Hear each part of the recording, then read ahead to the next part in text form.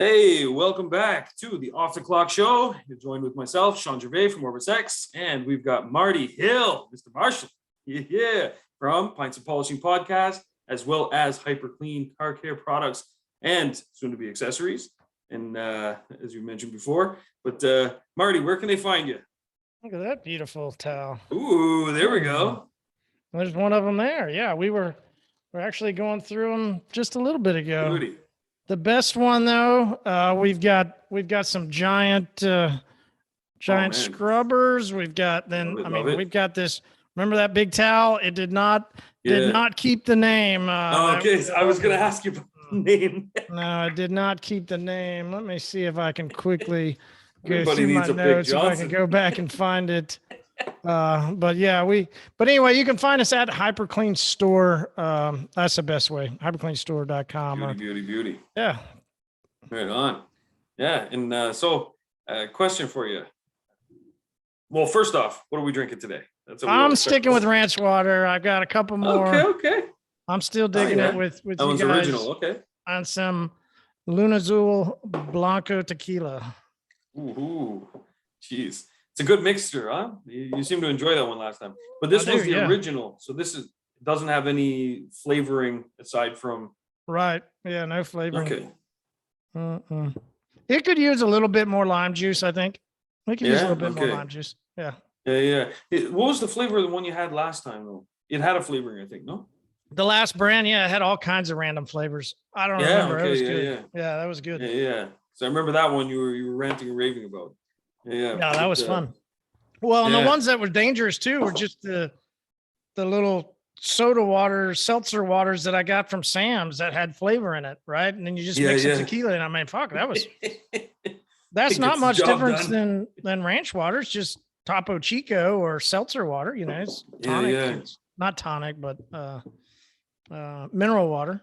Mineral water, yeah. Anything like that, just lime juice and tequila. There you go. Yeah, and you're good to go. Well, it's funny. I thought of that the other day. So I went down to see a buddy of mine. His kid was having a birthday. We went down. I went to this like laser tag type place. And so the kids were doing that, and the adults. I didn't actually play that one. Man, there was so much chaos going on. I was having to help out with like organize this and that and everything. And the kids kept running back. And one of them like sprained an ankle, and then they're sweating. And it was a mess. But so we kept just sneaking outside, and then we go and have a couple drinks, come back in. Like, it's the only way to stay sane, right? So, but I thought of that the other day, and I was like, geez, I picked up some groceries on the way here so that we could do a cook up after. It's like, I have some lime and everything in here. I got a knife in the car. So I started slicing it up, put a little bit of lime in there, because I remember you did it too. And I was like, man, Marty is right. Had a little splash of lime in there. It was good, man. Yeah. But it was a good time too. Wait, have you found any picanha yet? No, not yet. Yeah. I think everyone keeps saying supply chain issues. I think they just, So I asked the butcher where we go, because I was like, hey, listen, man, I get it. My first thought was it was a Brazilian cow, right? Like, and 5 seconds after that first thought, you go, there's no way that Brazilian cows taste like this and our cows don't taste it, right? Like, So 5 seconds later, that gets tossed out the window. So I asked him, I go, hey, where is it? Apparently it's in the hip, and it's an inside cut versus the way we all traditionally do that outside cut of everything. Okay. It's an inside cut of the hip area. Holy shoot. So then that must be when I'm asking them, and they're like thinking it's it's some like Brazilian cow thing.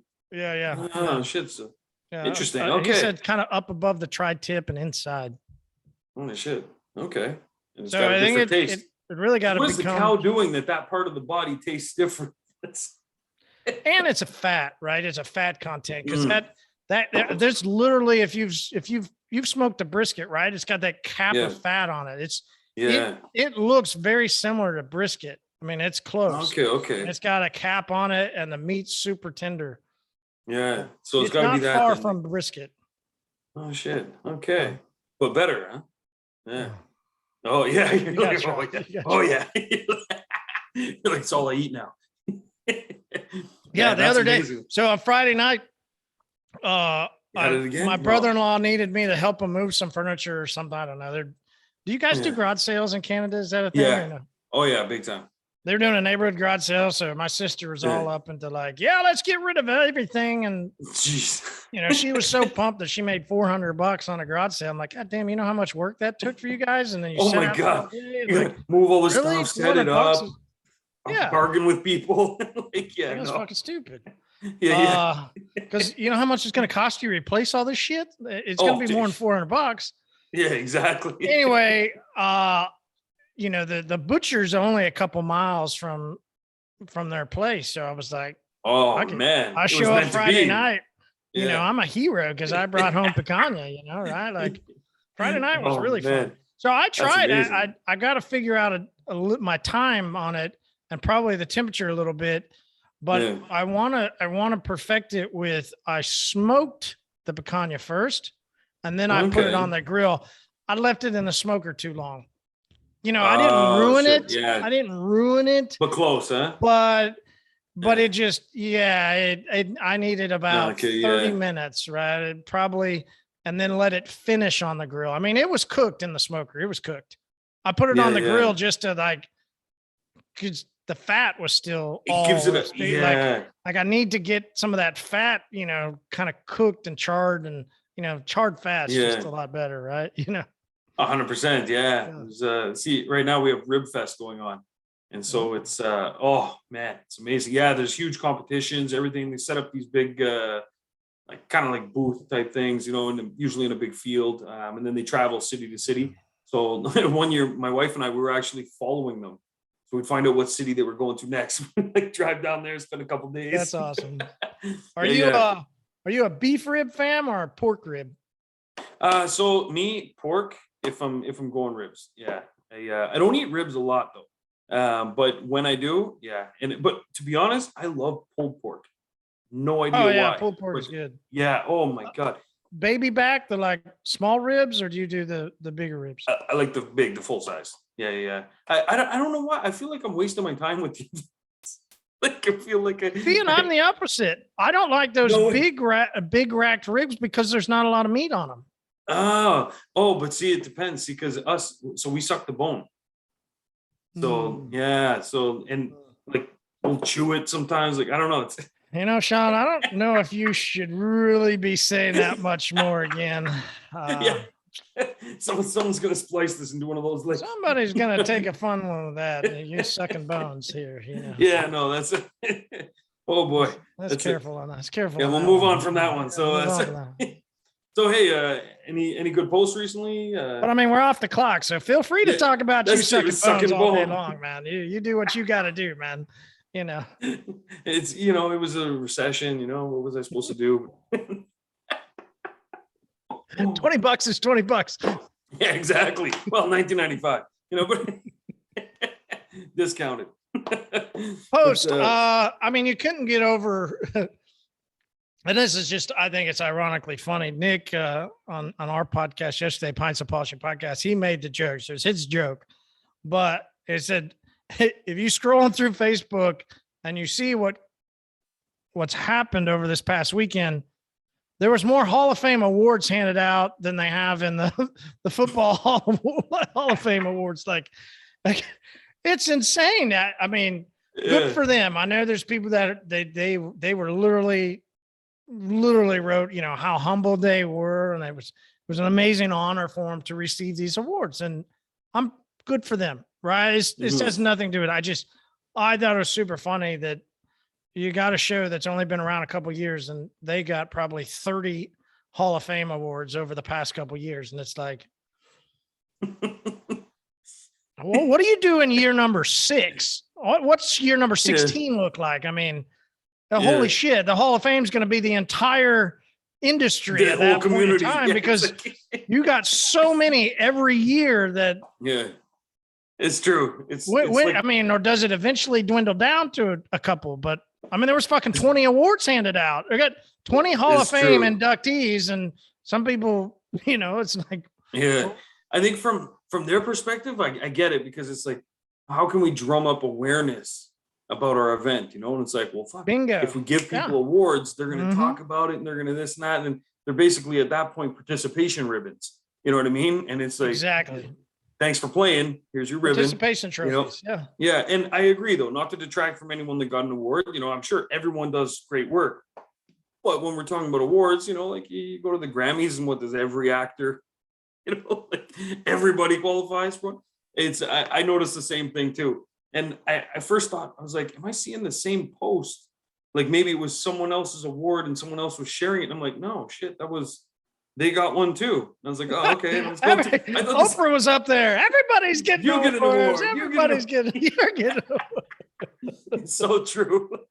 Well, it reminded me, my daughter's school actually, oh my God, they were trying to get the parents more involved. It's literally like maybe this conference, they took a lesson from my daughter's school, maybe, because they were trying to get the parents more involved. And they realized a lot of parents weren't showing up to these big assemblies that they were having because, you know, like, oh, great, I go sit there for 4 hours and watch, you know, like 3 kids get awards. And then people the attendance was low. So what they did is they started just fabricating all these awards. They had awards for like anything. It was like the cleanest desk, the cleanest cubby. It was just like nonsense things. You know what I mean? It's like we're rewarding kids for picking up their shit. Like, is that what we're doing? Like, basically. And they had one, sharpest pencels. Oof. Imagine being a parent to that kid. No, that was not me. Yeah, like it's just ridiculous. And so they gave out all these awards, and then they sent out emails to all the parents. Your son or daughter has been awarded, you know, so come into the thing. Next thing you know, they have a full assembly. And then they start selling popcorn, and they're, you know, like, oh, we have a table over there. We're selling used books to raise money for the library and all this shit. So it was a really good strategy on their end, but you know, you got to see it for what it is. Is that what you think? You know, that's a good analogy. I mean, you're probably right, because I'm guessing you're saying that's what this is, right? Like, people will post that they got these awards, and we're going to hand out 20 awards. You know, eventually maybe get some of that trickle to get the traction, get people talking. I can be somebody that comes to the conference and wins an award. Yeah. Maybe, you know, like maybe that's what they're trying to play on. Is that what you're saying? Like, I think so, 100%. But also because when people win an award, they're going to post it, talk about it, share it in the community. You know, so people are going to see it and they're going to be like, oh, geez, so hey, community. A lot of people that have never even heard of the conference before will go, or a lot of people that heard of it and just they were like, it's not really my cup of tea. They're now going to be, you know, talking about it, thinking about it, and yeah, you might be. I say you are right, because there wasn't one of those posts that if you stroll and look through the comments, somebody does go, all right, I got to get there next year. Yeah, because I want to win that award, because I want this and that, and or they just want it, right? Or they just want to be a part because people are getting awards, and it must mean that this is some big deal and it's a big thing. Listen, I hope they do well.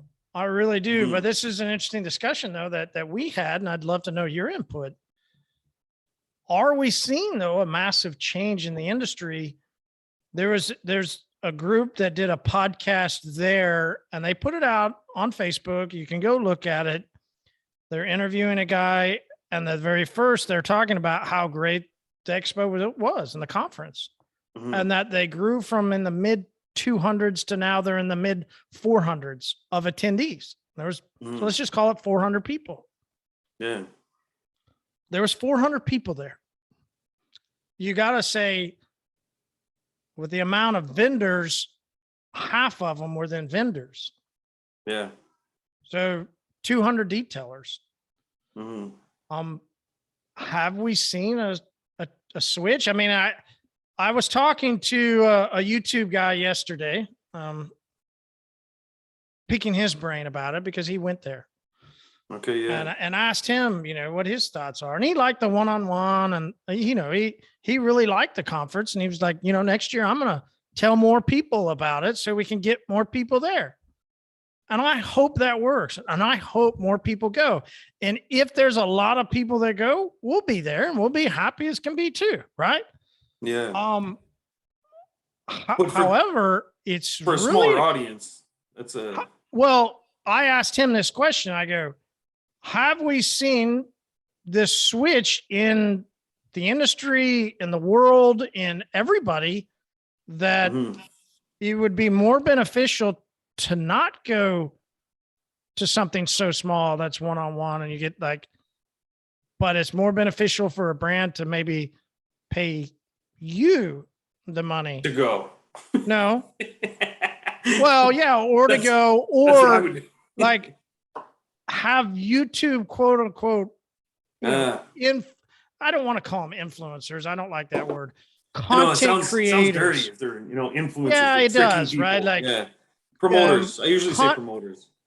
Well, or creators. Creators. That's so we're actually that's what we're looking and talking and doing. Like we don't really want we want creators, right? Like we want the people that can create things, not just 100%. Hey, because I told him, I said, listen, most of those guys are just, hey, this product is great. And they never say anything bad ever.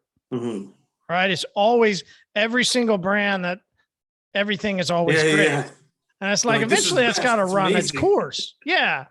And that's what influencers do, though, right? We want creators that can creatively show different ways of using things, or it's not just praising, but it's creating content around a product. 100%. But it's still a theory, and I'd love to know your thoughts. Would it be more beneficial for brands to send their funds to people that are, on social doing things versus going to an expo and spending? Because those brands would have had to have at least $10,000. Mm-hmm. 100%. After it took to fly people there to get the booth space. And even though STC is a small show, their prices are not small. Mm-hmm. 100%. Yeah. And, what does it take to go to Kentucky? Is it more beneficial to just spend your money online? Because there's plenty of brands that never go to expos ever. Yeah. And have a really great business model. 100%. You're talking to one. And I don't. That's true. Yeah. So I really am curious of your thoughts. Yeah. Yeah. So I've worked with some vendors such as yourself, for example, who they have clients that are using OrbisX, and they've been okay. They've been going to events, and I've sent them with stuff, and they chat us up and stuff like that. But for me, it all comes down to the numbers. So, for example, take this instance where 400 attendees. Let's just assume 10 of them are vendors. So just so we can boost up the number of actual detailers. Let's say there's 390 detailers that were there. What would it take effort-wise or money-wise to reach 390 detailers online? Doesn't take a lot, right? Now, what would it take to reach them and do it well? Still doesn't take a lot. So I choose, instead of, the travel time, setting up a booth and this and that for a hit and miss, maybe talking to a few, and instead I take that time to further develop relationships that are ongoing. So me, I've just had a lot more luck in that aspect of things where, well, not luck, I've executed proper plans, but I've done the same thing. I've partnered with content creators. So as you know, like I've done some stuff with some guys that are on YouTube.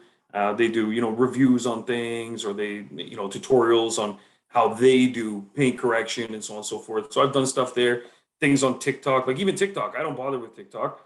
Instead, I just work with content creators that are on TikTok that have a following, because I'm doing really well building my following through the software itself, my one-on-ones with them, as well as my live chats and my Facebook group.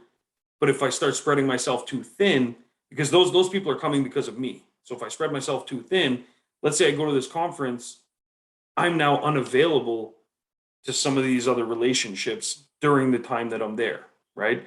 So yeah, it's true. I might be able to lock in some extra relationships there, but in that same amount of time, I could probably solidify a lot more serious relationships in another avenue. So like TikTok, I don't bother with. I just work with creators that are on there. They've got a following. They build the following. People come for them, and then I get sprinkled in there. So that's kind of what I'm looking at, and it's very inexpensive in comparison. But I find the effects are longer lasting. Because let's say I go to the conference. Let's say I bring 5 people with me. That means at any given moment, I could still only talk to 5 people at a time. So out of those 390, I'm not going to get a chance to talk to all of them. And even if, let's say, okay, they pull me up on stage or something and I do a little speech, it's going to be hard to hear. Some people aren't paying attention. They're checking their emails, they're texting their wife, whatever they're doing. You know what I mean? You're still not capturing all the audience anyways. So for that size, it just wouldn't make sense for me. personally, and that's why you won't see me there. But you know, just because I can do so much more damage elsewhere, that's where my experience is. But that being said, I think that for some brands it does make sense if they're not very good at the online component. So there's some people are just terrible with online marketing. Like their whole organization is just no good at that. They're not good at setting up relationships. They're not good at setting up, you know, partnerships with content creators, things like that. Some of them don't even believe in it. They're like, oh no, this person's just a complete a-hole or an amateur. He doesn't even know what he's talking about. Well, you utilize his efforts. He's got a following of people that maybe do know what they're talking about, you know? So I feel that for those brands, they'll always have a place there. You know what I mean? But for me personally, my perspective, and I like you guys are really sharp when it comes to the online stuff. I've seen your stuff, seen your videos. I think you guys could definitely do more damage online than you could there. Like even if you just dedicate. And the ironic part to that is I really feel my big boost as a company happened because of the Expos.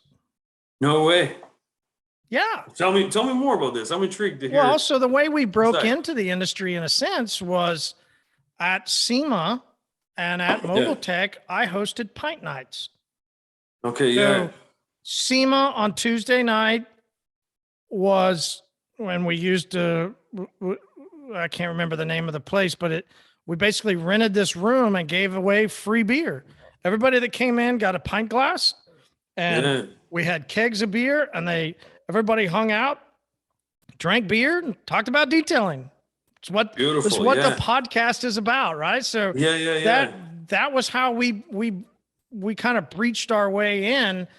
I then teamed up because were so successful at SEMA, then teamed up with Mobile Tech and started doing them at Mobile Tech. Mobile Tech loved the idea so much, it got absorbed by Mobile Tech, and there's now a community night after Friday night of the expo.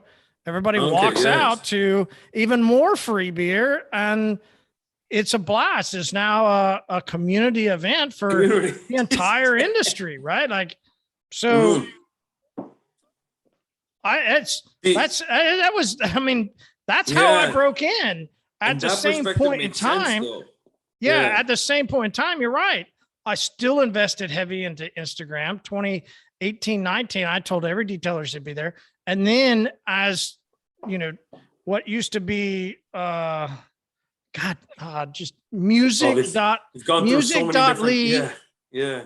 Music.ly eventually then changed to something what we know now as TikTok. Mm-hmm. But because I had seen my daughters already on it, I knew that TikTok was going to be one of the next things. So we then started telling people you should be on TikTok. So we've always had the approach of both. Mm-hmm. You should do some of the expo, and you should do a shit ton of online and social media stuff. So it'll be interesting though. Is your creativity though? That's where by doing the pub nights and stuff, that's where, because if you take this conversation and transform it into a detailer's business, for example, a lot of them will do one thing or the other thing. Like, I only do word of mouth. I don't mess with online, or I do, only online Facebook ads. I don't like to talk to people, stuff like that. But I think that's where, from our conversation just now, you need the creativity plus you need to be omnipresent. You kind of have to be everywhere, but find ways of doing it that make sense to have the biggest bang for your buck, basically. So I think would you have done those same events without the community pub? Like just going there, set up a booth, you're just there. SEMA? Yeah. Hell no. Yeah, that's right. How much it costs to go to SEMA? I'm out. Yeah, and that's where I think. But I can host an event, and I spent money. Right? I spent a heavy pocket of change, and at that time I had grown my distribution company here in Oklahoma to then give myself a chance at doing something then nationally. That was the way I saw myself to get a shot in nationally. So I had to spend my money. So to get a seat at the table Exactly. Yeah. But I thought that, hey, if I could have a couple hundred people in a room all drinking beer, I might get then some of them to come over to listen to the podcast. Yeah. And then I could maybe get some of those guys to convert. Right. That was our, remember as we all talked about over the with funnel. Episodes with Greg and stuff about funnels and top of funnel. That was the way I kind of started my top of funnel awareness. Yeah. Beautiful. Yeah. Cause you got to start it somewhere, you know, like it's same thing with OrbisX. Like I remember when I first launched it, like nobody heard of it. Like we launched 2020 in February, you know what I mean? Like it just didn't exist. And I had to start putting people in the funnel slowly. And then, you know, little funnel over here, little funnel over there. And then it just all kind of ended up in one big funnel. But it takes time, but you got to be creative. You got to put yourself out everywhere.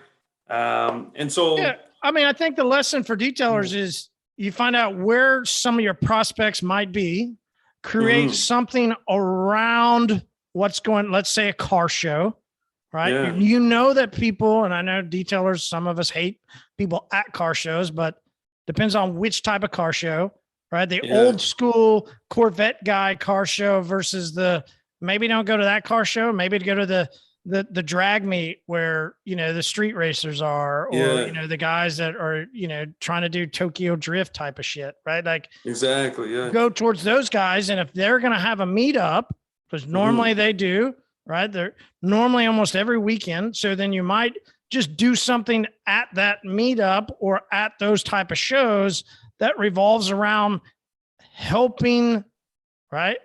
Yeah. You could be random stuff. It could be, you know, it's funny you say that because I always thought a great one that, because a lot of times when we think like, okay, I got to find people that are into cars, they like to keep their car clean. We think like, you know, okay, someone that's into customized cars or drag racing or something, like we think that way. I always found a really good aspect was going after business conferences, like people that go to these things like groups and meetups for business people, because they usually, you know, when you're talking about, you know, A-type personalities and the alphas of the society, it's people that care about their appearance, they care about looks are very important to them and all these kinds of things. And so it's the same thing for their vehicle. You know, these people, if you go to their houses, usually cleaner houses, like, you know, I mean, my mother was an artist. Our house was a complete chaos at all times. You know what I mean? She was that creative brain just took over, and it was just she actually painted that behind me. But anyway, so thanks. Yeah, and I helped. I hung it on the wall. But but you know, there's people out there that they care about appearance and cleanliness, and just think about those kind of people. It doesn't have to always revolve around cars. And so if there's a local business conference, what could you do? Yeah. You know, I know there's those, and this is being interested, this is a complete rabbit, which is awesome, but, or squirrel, I guess we would say, something like Better Business Bureau type luncheons or, those networking breakfasts, those networking, right? Yeah. But then don't fall into the trap of being their sponsor. That's not going to do shit. Oh yeah, no, don't do that. Don't do that. Put your little logo up on the screen or whatever. Yeah. But if you could get into something like that where business professionals are meeting, there's also entrepreneur groups, which might be better than a Better Business type setup. I know here in Tulsa, there's a regular monthly meeting where business people that are getting into startups or entrepreneurs are completely opposite of detailing, right? Maybe it's software, right? Like, or maybe whatever. They're getting into business and they're all meeting up. Don't go there to be a sponsor. Don't go there sure, you should sit at the table and yes, people are going to trade business cards, but that's a trap also. Don't fall into that trap. Yeah. Your business card will get thrown in the trash, just like you're going to throw their business card in the trash. Or you're taking a business card just because you want to sell somebody something, right? So I wouldn't fall into that trap either, but figure out something that you can do so that everybody that comes into there gets something and takes it home. Maybe you sponsor the cups. Right? That's a good idea. So that's what we've done at some things too is, hey, we've got some cool cups. Let's hand those out to every person that comes through. Right. Or something that somebody can It's not for, I don't know. They can use their own creativity. Yeah. Could even be like USB keys. Like you can get them, some of them you can get like shaped like cars even, You could know 5 people that are coming there and they have their car set in a certain spot and you're doing mobile detail while everybody else is driving up and you're cleaning these cars for free. And they got there early. So you got your sign out and it's true. Yeah. And they're meeting, like once a week kind of thing. So it could be like, hey, listen, when you guys come for your meeting, I'll clean your cars while you're inside, give each of them a quick clean, work out a package deal for all of them, that kind of thing. And even realtors, they have often, there's like associations in a city, they'll all meet together once a week, talk about deals and exchange listing info and stuff like that. And those guys care about presentation 100% because they're in front of the public. They got to look and dress a certain way if they're going to move houses. So talking with them and saying, hey, listen, guys, you guys meet up here every, Thursday. I can offer you this or whatever. I'll keep all your cars cleaned before you go to your open houses, stuff like that. There's a lot of things you can do. And that's where that creativity being everywhere, think about your prospective person and be there. And understand, people that are listening, understand that your detailing is important. Your craft and your skillmanship in that is extremely important. But being creative in marketing, being creative in brand awareness is really what huge. It's going to separate you from. That's what separates, right? Yeah. Absolutely. That's a great word. Separates. You should have these great skills in detailing. You should. And you should be 100%. Proudful of what it takes, of what you're doing. And you should pour in your artistic expression into it. At the same time, you should also understand that your business will have a trajectory forward if you can find these places that you're not having to spend $10,000, spend $5,000, spending $2,000. If you could go into some of these places and grab a couple customers and you're only spending small chunk of change, that's where, and you're creative in how you do it. That's where you'll find this multiplicity of your business. And because that's often something you can scale as well. Because you can't, let's say you're just constantly buying advertising. Okay, I'm buying a spot here, buying a spot there, a sponsorship. Eventually that well runs out. You can't just keep doing that and getting the same great results or any results at all. So oftentimes that's where if you try and start small, be creative first, those results will usually, yield better results and you can scale them. So it's like, oh, this worked really well. I just have to double my efforts, but it doesn't mean I have to double my payments, right? So that's where, definitely. I love how we followed that. Yeah, right. It's like, hey, this is going to be a squirrel, but hey, let's chase it. Let's chase it. That's good shit. I have no idea we were going down that road today. Yeah. That's awesome. All right. We did have a topic though, I think, right? Yeah. I was curious because it's funny. This entire episode, I was actually hoping we could talk about something that I've been curious about. But then, we followed that rabbit, which is fine. But something I've been wondering about, I've been seeing in a lot of groups, some new products are coming out from a bunch of vendors and so on and so forth. And this topic's come up. People are curious about years of protection. And it's something I've wondered about myself. A lot of people are concerned about, this product I'm using is 3 years, but they're launching a new one. I hope it's 6 years, or I hope it's 10 years or something. And I'm curious to get your perspective on whether or not the years matter. And for me, just to put mine out there, is that they don't matter to me as much because, actually, it matters, but in the opposite direction that I've seen a lot of detailers go. I don't want a product that lasts 10 years because I'm just opening myself up for a liability 10 years from now, number one. And number two is that I honestly don't have faith in that claim. And I find that, some companies that have been around for 3 years or less, making a claim that their product lasts 10 years, like I don't know who's doing the math on that. I know there's ways of forecasting and predicting things, but that also needs to come with a margin of error as well. So it lasts 10 years and our margin of error is 80%, because we don't fucking know. Like that's it's a really great question. I feel sorry I feel empathetic to many people, and at the same time, it's, you know, they chose it at the same time. So there's a little bit of empathy that also is, you know, hey, I put myself out in 17, 18, 19, 20, like I put as much into the effort that I could of not selling to people these long years. It's not sustainable. Yeah. Here's where I say I feel empathy for people, is because there's already a handful of companies that are trying to do it under the rug in a sense, but they're pulling all their, you know, professional critique that needs to be done in order to use their product.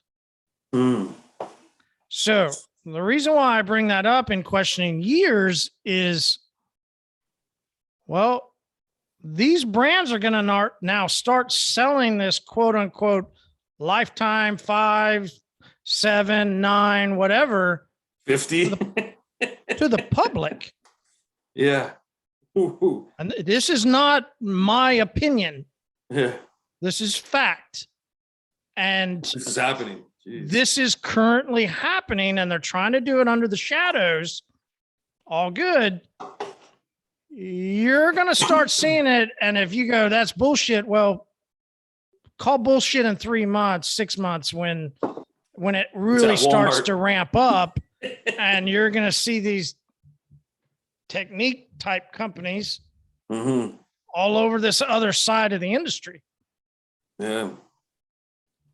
So should you be selling then? Oh, I'm elite and I have a 7-year. If the brand that you've been selling is now going to start trying to sell to your customer directly that they can get a ceramic coating. I'll let each listener decide on their own. And in 6 months, let us know how it's going. Right. Like, we, and I told you before, and let's say it here. I mean, we've got a product in development. We now internally are asking the question of, should we put how long it lasts? Or should we suggest that it should be used on a regular basis as a part of maintenance? Because you've got ownership inside of our group has 40 plus years in car care. Both of us have maintenance style businesses that we maintain customers' cars on a weekly, bi-weekly basis. Makes more sense than here's your 50-year coating. I'll see you see your grandkids when they come back. For me, I prefer long. I mean, even now, like, we don't really, some people press us about it, you know, well, how long does this one last? You know, when they ask about coatings, but more times than not, we just tell them, you know, this makes your car easier to maintain. It protects against, you know, light scratches and abrasion. We focus on some of those benefits. Say, you know, it's going to basically just be a force field protecting the existing coating that you do have that comes with the car. So I don't know. We take those kind of approaches instead of just saying, like, you know, oh, this 3 years of protection. And then it's like, yeah, you're covered, because I just feel like it opens the door to a lot of liability issues, but also it also opens the door to that customer coming in and believing you. That would be the worst, is that they believe you. They're like, okay, I'm good for 3 years. See you in 3 years. You know what I mean? And I'd rather tell the customer, like, listen, we've had customers that have had exceptional results for up to 12 months. And then they come see us again, and we do a maintenance on it and and then, you know, basically this is something that you do every year now. You do it for so many things. Your driveway, you get it resealed, you know. And Shawn, where's the security in simplicity with value to the customer? Yeah. In times like this, and we're only at the start of the economic downturn. everybody that listens to, I encourage anybody that listens to this to go just start listening to The Economist and go start listening to people that talk economy. Don't listen to me, but listen to them. Listen to economists. Yeah. We're on the cusp because we've said before on the Pints Polish podcast, something that can happen outside of your business that begins to impact your business. Well, it's no longer about you and how great you are. It's about how your business can navigate through the times that we're in. True. Whether that's a virus that gets made in China or whether that's a war that's between Russia and, like. It's true. Beyond your control. Right? Like you don't know what's impacting you. Yeah. But you do know that it does impact you. The virus impacted you in a certain way. And the way gas prices are going and are going to be in the next month to 2 months, this isn't going away. It's not getting better. It's going to get worse and worse and worse. Oh, this is the new normal. Yeah. People think it's not going to undo itself. So, right? How's the best way to heartbeat yourself and keep everything going through all the tough, random transition times? Is it to beat people up over the head? Or is it to help their needs and maintain them and take care of them?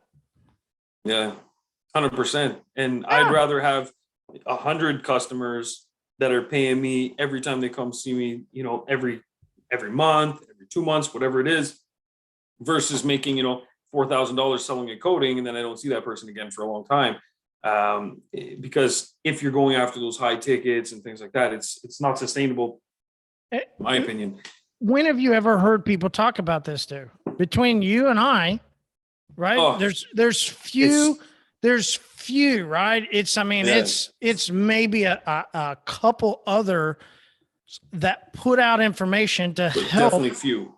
Yeah, to help through this.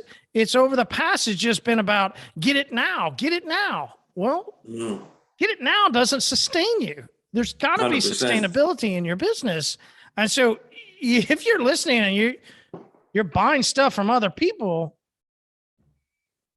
Yeah, you got to look at what they're doing. You got to look at how the market is going. It's funny. I've seen a big shift in other industries as well that are kind of indicators that this is more true today than ever. Is that, for example, Cineplex, so movie theaters, things like that, they've started adopting kind of a mixed model between, Netflix and the traditional, buy a ticket, come see the movie.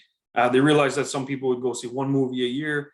So now they're introducing this thing where you can pay a monthly fee and it comes with a movie ticket every month, plus like some other stuff. And so you're saving some money. It comes with, discounts on popcorn, whatever, but they're trying to get you on the hook. And that's what this whole thing is you got to get the customer on the hook so that you can reel them in and you can just keep hooking them and reeling them in versus pushing them away. And that's what I feel like these, the multi-year stuff does. I feel is that, honestly, I think you've done it well where it's maxes out like 3. And that's like, for the customer that does want the longer protection. But honestly, like we were selling a coating before, without mentioning names, we were selling a coating that promised a lifetime. And it was in the early days of us selling ceramic coatings. We hadn't really refined the process yet. We were talking to the guy and he literally told me, he says, well, I love my car. What happens if I get into a car accident and total the fucking thing? I was like, yeah, that would suck, man. And he's like, so what happens? Do I get to cash in the rest of the lifetime that I'm not going to be using? I was like, no, man, it's gone. What do you mean? So he was like, you know what? What other options do you have that don't last as long? And here he was talking out of the sale. And I'm like, wait a minute. I'm trying to sell him this thing. And I'm like, so hold on. What if I just do this instead? I'm like, hey, listen, I tell you what. And this is what I did. I sold him 2 3 years. And I said, look, pay for them now. You're going to pay today's price. And then you can cash in the other one. But that way, if you change your car, we'll just apply it to the other car. And that's what we did. So I got the sale still, and I sold him a longer coating in a sense. But anyway, that moment was really pivotal for me. I never thought about that. I was like, what if the guy totals this fucking car? I'm not thinking of that. These things happen. And it's those kinds of factors that made me realize the need is there for everybody to get a coating done to their car. but the need may not be there for everyone to get a 10-year or a lifetime or so. I started shying away from the year side of things and focusing on the benefits instead. I want to throw out an idea to you that we've heard. All right. And it's from somebody that has come into the industry and has created a company and done very well. And they said, the big problem with the car care industry is that there's really not massive amount of money being influxed in to help the industry. Right. I mean, you've got some brands like, let's just say Adams, right? Adams was bought by a conglomerate type company. Yeah. Carbright, they were bought by a conglomerate type company. So you've got some brands that are owned by big money investment conglomerate, right? Yeah. But for the most part, there's not a lot of just incredible influence. And when I'm talking money, I'm talking like, imagine what kind of money is in oil. Imagine what kind of money is in food, in transportation, right? As detailers, because it's such a low barrier to get in, we think big money is the brands that we have now, and that's not big money at all. I'm just telling you, it's not. It's true. Right? Like, it's true. It's not. Flex is one of the big brands, but they're a small microcosm to their mother company that owns Flex, right? They're incredibly small. The reason why Flex has battery technology is because of their mother company, but their mother company is massive compared to Flex. Flex is extremely small. For us, they're big. And there's the dichotomy, right? There's the dichotomy, and the dilemma is part of our overall industry problem is big money hasn't come in to help structure it to produce back money for them. So it's small money that's only producing for them. That means that the actual longevity ideas, the sustainability ideas, what's best for the detailer ideas really isn't being presented. It's what's best for these smaller micro businesses that are just feeding off of detailers. What are your thoughts? Wow, that's a big one. We're off the clock. We are off the. I would agree with that though, because there's companies, for example, like 3M. I always think of 3M because 3M is massive, and most of what they make isn't even something that any of us would ever see, because it's things that are behind the scenes that are used by big industries. So things like that. 3M makes a ton of products. Their SKUs are insane, but it's still just a small drop in it. And there's products that they make and then discard completely, the projects that just get dropped because they have all that R&D money that goes into it, right? And I think you're right, because in terms of industries, like I'm looking, like even our film that we buy, like our tint. So right now, like we install SunTech film, and so we love it, but our bills come from Eastman. You know what I mean? It's like, because Eastman is fucking massive, and that's one of their little things, So, but how much they're pumping into it compared to the other sectors that they're working in, it is disproportionate. And so I would say we're in an industry where it's a lot more semi-private financed ventures of products, right? And I think that because a lot of the times these formulas for things, I'd say, okay, so here's my thoughts on one thing.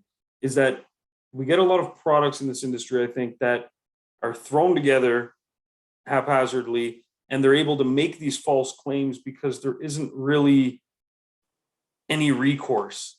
A lot of the guys buying this stuff, like I see posts still where guys are like, should I register as a business or not? Should I get business insurance or not? You think that guy... Did I tell people it's a coating when it's a Teflon? Yeah. Exactly. Well, I mean, I trick my kids like that too. When and I run out of, cream cheese, I put butter. It was a different brand today, sweetie. But but I think that, because it's funny, if you make a product and it is a certain thing, this is what it is, it's like, I've made a product. It's not QuickBooks. It's not like and I'm not trying to sell it as QuickBooks. We integrate with QuickBooks, but if we made a product, it is that thing. And I think that there's no real recourse. Like you and I could probably form a company. Big money tomorrow, would have to see results. Results would be proven by, like you're saying, recourse. If shit didn't work, recourse would happen. Exactly. There would be, lawsuits and even just to make those statements, they don't even want to risk it. It has to be, peer reviewed. It has to be, like tried and tested. And those processes aren't cheap and they take a long time. But just throwing out claims like, oh yeah, this lasts a lifetime, but there's no detailer out there. If they don't even have insurance for their business, well, you think they're going to take these guys to court if they have a problem with a customer? No, they're going to just work it out with the customer. There's no recourse at all. It's like the wild, wild west. And I think that's why there's a problem there. And I think that a lot of people too, they get so attached and affixed to some brands that they've started using it. They haven't really tested the waters elsewhere. And they're just like in love because they've been sold a dream, a pipe dream that it's going to last a lifetime. Your customers are going to fucking love it. And they've only been in business for a short period of time anyways. So they don't even know much about their business, let alone how to thoroughly test products. I think that the problem is that the no recourse side of it leads to big companies not wanting to invest more into it because they see who's buying the products. I would say I think they've done some homework, and I think that there's either not enough need for innovation. We're just such a small blimp, right? Yeah, like just that small little flick on the radar. That's what I mean. There's not enough need for innovation because they're like, look, these guys are buying the same old shit. We just repackage it up, tell them it'll last a lifetime instead of 10 years. The majority, and this is, I love that you brought that up because most detailers consider us to be a part of this big industry of people that clean cars. At the same time, they're on social media yelling at people not to go through the car wash. Yeah. It's so true. It's so true. Like what's the car wash? It's the same fucking industry. The same industry. Exact same industry. Your car care. Yeah, exactly. You know what? I will say this actually. In my professional opinion, I have seen more detailers do damage to cars than I have car washes. I'm just putting that out there. Man, I don't know if you should say that again. I mean, you like sucking bones, and detailers are damaging more cars than car wash, man. That's not going in the direction. I don't know if you should go there. No, not all of them, but I'm saying that. But I am saying no for sure. Like I think because people don't spend the time they should on their business most times, and I think that's true of a lot of industries, but. Definitely from my experience, I've seen like even here locally, the reason our shop has grown so much is our competition isn't really competition. Like these guys haven't spent any time actually learning how to run a business, grow their business. They were just there first. But then we've now been, lapping them because we studied business. We know business, we know marketing. And that's why. And then we've also been really critical with our products that we use as well. For example, we use some products that some detailers out there, when I've mentioned it to them, they're like, oh my God, I cannot even believe that you use that. And one of them, believe it or not, is from Chemical Guys. No joke. Still in use to this day. No joke. It's an all-purpose cleaner. Do we use it for everything? Absolutely not. But there's a couple times where we use it because two of our detailers absolutely love it. Whatever the reasons are, it works well. But I'm not going to fight them on like, you got to use this or that, because you know what? It's just an APC. It's safe. It doesn't have any odor, whatever. It's cheap and easy for us to get. Our other detailers use other stuff. But when I've told people this, they're like, how could you consider yourself a detailer and use that? And I'm like, read the ingredients, man. It's just chemical. Like if I just bought these chemicals myself and mixed them together, would you have the same opinion? Like, anyway, my point is, and I know that some people are going to have their opinions, but my point is that we've done some thorough research on stuff and use certain things that we like and other things just for pure availability of it. So like one of my guys, Bobby, he loves your slick, for example, absolutely loves it. And then I've mentioned it to some people online and they're like, oh no, I'm really happy with what I'm using now because it's, it's got this rating and that. They start sending me reviews from the company's website. And I'm like, okay, so the company posted their own review. Like, okay, is that supposed to convince me? And I was like, have you tried anything else? They're like, no, I tried this when I first opened, and then I've never changed from that. So I was like, you've never tried anything else, but you're going to put down other stuff publicly, that might help somebody else out. So I think that's another problem in our industry too, is that we're our own worst enemies, is what I'm trying to say, is that these big brands, I don't think want to put a lot of research and development behind it because it's a shit show in a lot of ways, and I think that there's just bigger money they can make in other places. But that being said, there is a lot of money in detailing and car care if you want to include car washes. But I think that we are just a small blip, and sometimes we have to kind of check ourselves in terms of the overall size. But I think it's hard though, because we come from nothing. Yeah. And we started to build a business that's making $50,000 a year, $100,000 a year. Some guys are gonna go, "Fuck you! I do more than that." Yeah, okay, yeah. Cool, you do more than that. Like, way to go! Congratulations, that's good. Congratulations, you do 100,000, you do 150,000.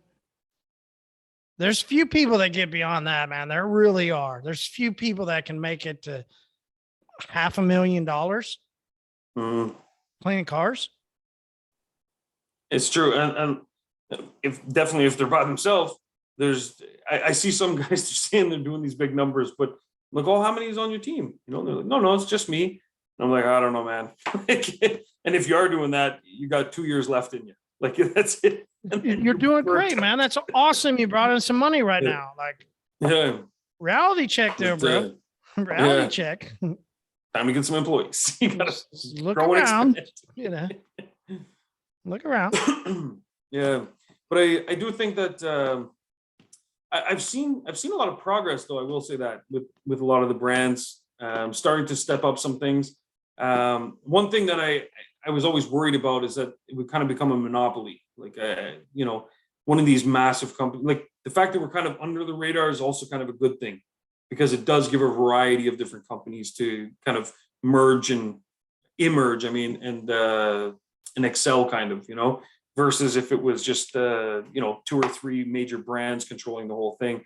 So that part's good, and there are a lot of good products out there, but I think that there's also a lot of false claims, and I guess that's the part I have trouble with, is just because there is no recourse. Like most other industries, especially with chemicals, you start throwing out certain things, certain statements, and it's a big problem. But now we've got people that have zero chemistry knowledge or background defending brands that have made claims with zero knowledge or background, and that's the problem, because it paints a bad image for a lot of people, and I think it leads to a lot of toxicity, a lot of fights in the groups, and it's misleading, and I don't think it's doing your business a favor either. I think that you're just passing on those false claims. Fights are getting worse, right? Oh, Jesus. Fights are getting worse. Man. I mean, you got people that work at brands telling detailers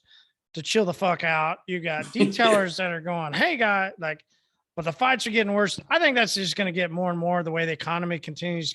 I think so too. Times get tougher. People are looking for a punching bag, They're looking for an excuse. They're looking for a reason to go yell.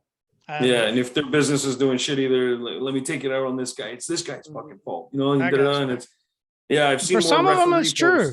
The brand that they bought from, it's their fault that they got led down the wrong direction. I get it. Yeah, they set you up for failure, and it's that's where you got to be cautious of choosing mentors and choosing people to follow blindly, because sometimes they'll lead you right off the cliff. Yeah.